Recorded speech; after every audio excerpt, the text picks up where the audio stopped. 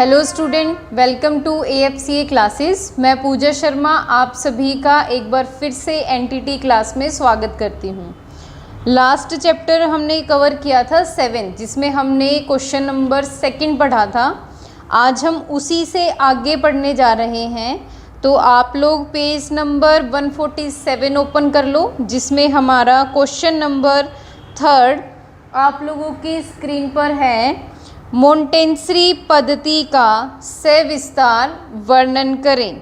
Explain the Montessori philosophy of education. देखो क्या था, मेरिया ने मोंटेसरी पद्धति को जन्म दिया। मोंटेसरी पद्धति संसार के लगभग सभी देशों में प्रचलित है। यह पद्धति बाल शिक्षा के लिए बहुत प्रभावशाली है। अब देखो, इसका हम स्टार्टिंग एक्सपीरियंस पढ़ते हैं, प्रारंभिक अनुभव। इनका जन्म इटली में 1870 में हुआ। वह इटली की पहली महिला डॉक्टर थी। यह संसार की प्रसिद्ध शिक्षा शास्त्री हुई।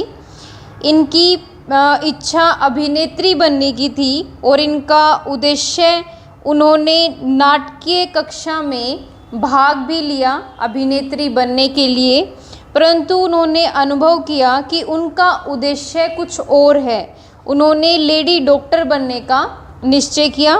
उन दिनों स्त्रियों के लिए मेडिकल कॉलेज के दरवाजे बंद थे। उन्हें अनेक समस्याएं देखनी पड़ी और उन समस्याओं के साथ उन्होंने प्रवेश कैसे प्राप्त हुआ, उनके लिए उन्होंने क्या कुछ संघर्ष किए, ये सारी चीज़ें आप इनके प्रारंभिक अनुभव में पढ़ोगे। उसके बाद आता है मानव विज्ञान का प्राध्यापक। अब देखो क्या है, 1900 से लेकर 1907 तक उसने रोम विश्वविद्यालय में 7 वर्ष तक मानव विज्ञान के अध्यापक के रूप में कार्य किया। वहीं उसे बच्चों के संपर्क में आने का अवसर प्राप्त हुआ। तो ये सारी चीज़ें हैं जो आप उनका प्रारंभिक जीवन पढ़ सकते हो। अब देखो, पाठशालाओं की निरीक्षिका कैसे बने। 1907 में उन्होंने बच्चों के लिए स्कूल खोला और उनका नाम शिशु गृह रखा। एक सच्चे वैज्ञानिक की तरह उन्होंने शैशव विकास संबंधी वास्तविक यथार्थों का अध्ययन किया। अब भारत की अगर हम यात्रा की बात करें तो सन 1939 में मोंटेसरी भारत आई और यहाँ पर 1952 तक रही। वह भारत में अपनी पद्धति का प्रचार करती रही और उसी के अनुसार अध्यापकों का निरीक्षण करते रहे। इसके बाद 1951 में हॉलैंड चले गए और 1952 में उनकी मृत्यु हुई। तो ये पूरा टाइम पीरियड बता रखा है 39 से लेकर 52 तक। अब उनकी पुस्तकों की अगर हम बात करें तो नीचे गिवन है कि उन्होंने कौन कौन सी पुस्तकें लिखी। अब उनसे प्रेरित करने वाले विचार क्या कुछ थे।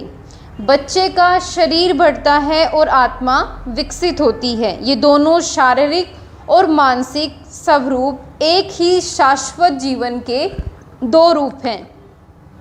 इसका अर्थ यह हुआ कि हमें विकास के इन दोनों रूपों में निहित रहस्यात्मक शक्तियों को न तो समाप्त ही करना चाहिए और न ही अवरुद्ध करना चाहिए। अब इनके सिद्धांत पढ़ेंगे, जैसे कि स्वतंत्रता का सिद्धांत, आंतरिक विकास, परियों की कहानियों के लिए स्थान का न होना, व्यक्तिगत विकास का सिद्धांत। तो इस तरह के कुछ प्रमुख सिद्धांत हमें मोंटेसरी से मिले। इसके बाद हम पढ़ेंगे मोंटेसरी पद्धति में शिक्षक का स्थान। इनका कहना था कि शिक्षक को जीवन की गहन साधना से प्रेरित होना चाहिए, जिससे बच्चे के जीवन का विकास हो सके। शिक्षण माली के रूप में इनका विचार है कि शिक्षक का माली की भांति, जैसे कि वो पेड़ पौधों की रेख देख करते हैं, इसी तरह से शिक्षक को भी बच्चे का ध्यान रखना चाहिए। ठीक है, तो ये इन्होंने शिक्षक को लेके अपनी जो भी विचारधाराएं थी वो हमारे सामने प्रस्तुत की। अब हम देखते हैं कि मोंटेसरी पद्धति के गुण क्या क्या थे। तो इनके गुणों में आता है पढ़ने लिखने के अनूठे सिद्धांत, छोटे बच्चों के लिए सम्मान की भावना, व्यक्तिगत शिक्षण, ज्ञानेंद्रियों की शिक्षण, जीवन द्वारा शिक्षा प्राप्ति, सिद्धांत का वैज्ञानिक आधार। अब हमेशा हम पढ़ते आए हैं कि जिस भी पद्धति में आपको गुण मिलेंगे वहीं पर हमें उसके दोष भी देखने को मिलेंगे। तो इनके दोष देखते हैं। सबसे पहला आता है शारीरिक पहलू पर मनोवैज्ञानिक पहलू की हमेशा अधिक बल रही है। सेकंड हम इसमें पढ़ेंगे यांत्रिक तथा कृत्रिम प्रबोधक साधन। इन्होंने साधनों को बहुत महत्व दिया है और आलोचकों का तर्क है कि साधन अध्यापक और बच्चों के लिए बंधन है। तो ये भी इनकी पद्धति का एक मुख्य दोष माना गया। इसके बाद हम पढ़ेंगे मोंटेसरी पद्धति में परियों की कहानियों का कोई स्थान नहीं है। परियों की कहानियों का कल्पना शक्ति के विकास की दृष्टि से गहरा महत्व है। तो इसे भी आलोचकों ने एक दोष के रूप में देखा।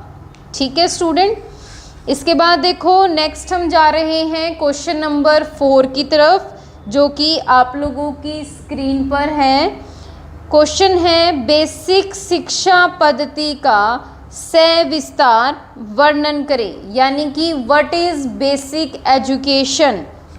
तो देखो बेसिक एजुकेशन का जहाँ भी जिक्र आएगा वहाँ हम महात्मा गांधी जी के बारे में अवश्य पढ़ेंगे, क्योंकि जो हमारी बेसिक शिक्षा पद्धति है इसमें महात्मा गांधी जी का महत्वपूर्ण योगदान रहा। तो देखो गांधी जी का शिक्षा दर्शन, उन्होंने हमें अलग अलग विचार बताए जिसमें मुख्य थे रक्सीन का प्रभाव। सेकंड हम पढ़ेंगे टोल्स्टॉय का प्रभाव। अब रक्सीन का प्रभाव क्या था, इसमें हमें पढ़कर पता चलेगा कि गांधी जी ने श्रम के महत्व पर विशेष बल दिया है। टोल्स्टॉय के प्रभाव को हम अगर पढ़ते हैं तो यहाँ से पता चलेगा कि शिक्षा में प्रेम का क्या महत्व होता है। इसके बाद हम गांधी जी के शैक्षिक विचार पढ़ेंगे। ये जो आपका टॉपिक है ना, ये मैंने आपको पहले भी कवर करवाया था कि गांधी जी को शिक्षा को लेकर उनकी क्या विचारधाराएं थी। तो अगर आप वहाँ से पढ़ना चाहें तो इस क्वेश्चन को वहाँ से भी रीड आउट कर सकते हो। अब देखो शिक्षा के उद्देश्य क्या क्या थे। सबसे पहला आता है मुक्ति का उद्देश्य। सेकंड हम पढ़ेंगे शिक्षा का सांस्कृतिक उद्देश्य। उसके बाद आता है चरित्र निर्माण के लिए शिक्षा। फोर्थ नंबर हम पढ़ेंगे पूर्ण विकास का उद्देश्य। तो ये उनकी शिक्षा के प्रमुख उद्देश्य थे। इसके बाद अगर हम बात करें गांधी जी की, तो इन्होंने अध्यापक को अपनी शिक्षा में महत्वपूर्ण स्थान प्रदान किया है। इसके बाद आप पढ़ सकते हैं कि शिक्षा का माध्यम मातृभाषा पर अन्य भाषाओं के महत्व को समझना, कि हमारे हिंदुस्तान में बहुत सारी भाषाएं उपयुक्त हैं जो हमारी बोली जाती हैं, लेकिन जो हमारी मातृभाषा है उनको हमेशा अन्य बोली जाने वाली भाषाओं से महत्वपूर्ण स्थान दिया जाना चाहिए, ऐसा मानना था गांधी जी का। ठीक है, तो ये उनकी कुछ पद्धतियाँ थी। इसके बाद हम पढ़ेंगे क्वेश्चन नंबर 5, आप लोगों की स्क्रीन पर है। खेल द्वारा शिक्षा पद्धति का क्या तात्पर्य है। ठीक है, what is education by play way. तो देखो खेल द्वारा शिक्षा, अब पद्धति का खेल शिक्षा को आरंभ करने का श्रेय हेनरी कोल्डवेल कुक को जाता है। कुक महोदय का विश्वास था कि कुशलता और निपुणता क्रिया में माध्यम से आती है, अतः उन्होंने लेवे नामक एक पुस्तक लिखी जिसमें खेल के महत्व को बताते हुए दर्शाया गया। यदि भाषा और साहित्य की शिक्षा के लिए कक्षा कार्य में वाद विवाद और नाटक के रूप में खेल की भावना उत्पन्न कर दी जाए तो बालक खेलते खेलते ही भाषा को स्वाभाविक रूप में सीख सकते हैं। इसमें हम इनके 3 मुख्य लक्षण पढ़ेंगे। सबसे पहला आता है स्वतंत्रता, उसके बाद हम पढ़ेंगे स्वाभाविकता और तीसरा हम पढ़ेंगे सुख। ठीक है, अब देखो इन्होंने खेल की अलग अलग परिभाषाएं दी है, जैसे कि स्टर्न के अकॉर्डिंग खेल एवं स्वेच्छानुरूप आत्म संयम की क्रिया है। तो खेल की जो भी परिभाषा आप लोगों को आसानी से समझ आए, आप इसमें से सिर्फ उतना ही पढ़ो। इसके बाद हम पढ़ेंगे खेल के संबंध में कुछ महत्वपूर्ण सिद्धांत। अब देखो शक्तिवर्धन का सिद्धांत क्या था। इस सिद्धांत के अकॉर्डिंग प्रतिपादन का श्रेय प्रसिद्ध मनोवैज्ञानिक मैकडूगल को है। मैकडूगल के अनुसार बालक को थक जाने पर ही खेल में आनंद आता है। दूसरे शब्दों में जब वह थोड़ी देर खेल लेता है तो उसकी पहली थकान दूर हो जाती है और उसके अंदर नई शक्ति पैदा होती है, जिससे कि कार्य को समझने और करने की क्षमता बढ़ जाती है। अब खेल का शैक्षिक महत्व क्या है। खेल अपनी इच्छा से खेला जाता है, जिससे बालकों की श्वास क्रिया में तेजी आती है, उनका रक्त संचार बढ़ता है। तो खेल का हमारी शिक्षा में जो महत्व है उसमें सबसे पहले आता है स्वतंत्रता का सिद्धांत, कि खेल को अगर हम शिक्षा में अपनाते हैं तो उससे बालकों को स्वतंत्रता के बारे में जानकारी प्राप्त होती है। दूसरा, बच्चों को खेल से उत्तरदायित्व का भी काफ़ी ज्ञान होता है। तीसरा, जब भी हम खेल खेलते हैं तो उससे हमारी रुचि का सिद्धांत भी पता चलता है। इसके बाद हम पढ़ेंगे खेल विधि के गुण। जैसे हमने बाकी पद्धतियाँ पढ़ी उनके भी गुण और दोष थे, इसी तरीके से खेल विधि के भी गुण रहेंगे। इसमें सबसे पहले आता है कि यह विधि क्रिया प्रधान है और शिक्षक का कथन गौण खेल विधि के अंतर्गत क्रिया को अधिक महत्व दिया जाता है। उसके बाद स्वतंत्रता का महत्व है, रुचिपूर्ण सीखने की विधि है या फिर उत्तरदायित्व का विकास होता है। अब वही है कि जहाँ पर आपको गुण मिलेंगे वहीं पर किसी भी चीज़ के, किसी भी पद्धति के दोष भी मिलेंगे। तो इसका दोष क्या था? पूर्ण स्वतंत्रता के बुरे परिणाम। सेकंड था सभी विषयों का पढ़ना असंभव। तीसरा इसमें था प्रशिक्षित शिक्षकों का अभाव। और फोर्थ हम पढ़ सकते हैं ऊंची कक्षाओं के लिए अनुपयुक्त। ठीक है स्टूडेंट, आशा करती हूँ कि आप सभी को ये चैप्टर बहुत अच्छे से समझ आ रहा होगा। अगर फिर भी किसी बच्चे का कोई डाउट रहता है तो जो नंबर आप लोगों की स्क्रीन पर आपको शो होता है, यहाँ आप कॉल या व्हाट्सएप करके AFCA कंप्यूटर सेंटर हिसार पर मुझसे संपर्क कर सकते हो। ठीक है, नेक्स्ट क्वेश्चन की तरफ देखते हैं। तो इसके बाद हमारा क्वेश्चन नंबर 6 पढ़ेंगे। आप लोगों की स्क्रीन पर है, डाल्टन पद्धति का विवरण दें। तो देखो डाल्टन पद्धति क्या थी। डाल्टन पद्धति का तात्पर्य उस सेक्शन पद्धति से है जिसका आविष्कार अमेरिका निवासी कुमारी हेलन ने सन 1913 ईस्वी में किया। कुमारी हेलन ने विभिन्न आयु के बालकों को पढ़ाने का कार्य आरंभ किया। ये सभी बालकों को सामूहिक रूप से सफलतापूर्वक ना पढ़ा सकी, अतः उन्होंने कुछ बालकों को कार्य के निर्दिष्ट पाठ स्वतंत्रता पूर्वक करने के लिए दिए और शेष बालकों के प्रत्यक्ष रूप से पढ़ाती रही। तो कुछ इस तरह से इन्होंने डाल्टन पद्धति का आविष्कार किया। अब देखो इसमें हम आगे पढ़ेंगे कि डाल्टन पद्धति का मुख्य उद्देश्य क्या था। देखो उद्देश्य पढ़ते हुए हम देखेंगे कि 20वीं शताब्दी में रूसो, पेस्टोलोजी, हर्बर्ट इस तरह के शिक्षा शास्त्रियों ने प्रचलित शिक्षक प्रधान शिक्षा का विरोध करते हुए बाल केंद्रित शिक्षा पर बल दिया। फिर भी कक्षा में तीव्र बुद्धि वाले बालक को तीव्र गति से एवं मंद बुद्धि बालक को मंद गति से स्वतंत्रता पूर्वक शिक्षा प्रदान करने के अवसर नहीं मिलते थे। दूसरे शब्दों में सभी बालकों को एक प्रकार की शिक्षा दी जाती है। कुमारी हेलन ने अपनी शिक्षण पद्धति में जहां एक ओर बालक को मुख्य स्थान दिया, वहीं दूसरी ओर उसके व्यक्तित्व को स्वतंत्र वातावरण भी दिया। ठीक है, तो ये कुछ इनके मुख्य उद्देश्य थे। अब देखो इनकी पद्धति के सिद्धांत क्या क्या हैं। वही सेम स्वतंत्रता का सिद्धांत, सेकंड हम पढ़ेंगे पूर्ण सहयोग का सिद्धांत, और तीसरा इसमें आता है व्यक्तिगत कार्य का सिद्धांत, जैसा कि हमने लास्ट पढ़ा था पिछली पद्धति में, सेम है इसमें भी।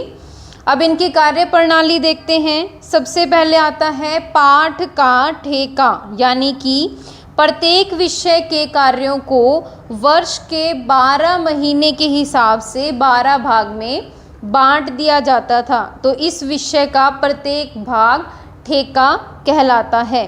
सेकंड आता है निर्दिष्ट पाठ, यानी महीने के कार्य को ठेके के रूप में निश्चित करके उस साप्ताहिक कार्य के रूप में 4 भागों में विभाजित कर दिया जाता था, ताकि बच्चे पाठ को आसानी से समझ सकें।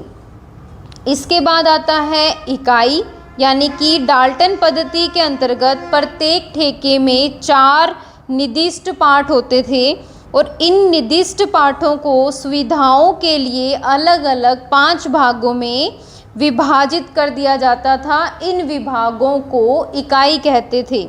इसके बाद कुछ प्रयोगशालाएं बनाई गई और कुछ सम्मेलन समारोह रखे गए। इसके बाद हम इनकी प्रणाली में प्रगति लेखा भी पढ़ेंगे, जिसके अनेक प्रकार थे, जैसे कि पाठ के ठेके रेखा चित्र या फिर निर्दिष्ट पाठ के रेखा चित्र और इकाई के भी रेखा चित्र पढ़े जा सकते हैं। अब हम डाल्टन पद्धति के गुण देखेंगे। सबसे पहले बालक के लिए आवश्यक प्रेरणा देना। सेकंड हम पढ़ेंगे बालक की अनुपस्थिति पर उसके कार्य का बुरा प्रभाव ना पड़ना। अब वही है कि जहाँ पे हम कुछ गुण पढ़ेंगे तो उसी पद्धति के दोष भी देखने को मिलेंगे। इनका दोष था कि सामान्य एवं कमज़ोर बालकों के लिए ये चीज़ें हानिकारक थी। सेकंड पूर्णता बौद्धिक विचारधारा का होना। तीसरा हम इसमें पढ़ेंगे विभिन्न विषयों का समन्वय असंभव, क्योंकि ऐसा संभव नहीं है कि आप अलग अलग विषयों को इकट्ठा पढ़ाएं और एक सामान्य बालक भी सभी चीज़ों को उसी समय समझ पाए। तो ये कुछ इनकी पद्धति के दोष थे। ठीक है, इसके बाद हम पढ़ेंगे क्वेश्चन नंबर 7, आप लोगों की स्क्रीन पर है। फ्रोबेल के शिक्षा संबंधी विचारों की विवेचना कीजिए।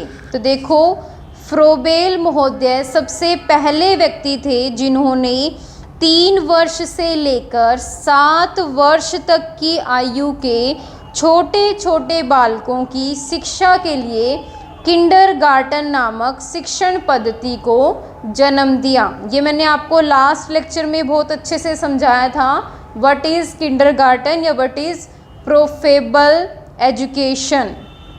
ठीक है, तो इसमें बस आपने यही पढ़ना है कि इन्होंने हमें एकता का नियम दिया, और सेकंड हम इसमें पढ़ेंगे कि इन्होंने हमें विकास के नियम के बारे में समझाया। ठीक है स्टूडेंट, आशा करती हूँ कि आज का लेक्चर आप लोगों को बहुत अच्छे से समझ आया होगा। अगर फिर भी किसी बच्चे का कोई डाउट है तो आप इस चैप्टर को रिवाइंड करके पढ़ सकते हैं, या कोई आप लोगों का ऐसा डाउट है तो आप जो नंबर स्क्रीन पर स्क्रॉल होता है यहाँ पर मुझसे कांटेक्ट भी कर सकते हैं। आज के लिए इतना ही करेंगे, आगे का लेक्चर हम नेक्स्ट चैप्टर में पढ़ेंगे। तब तक के लिए आप अपनी स्टडीज़ को कंटिन्यूस रखो। Thank you.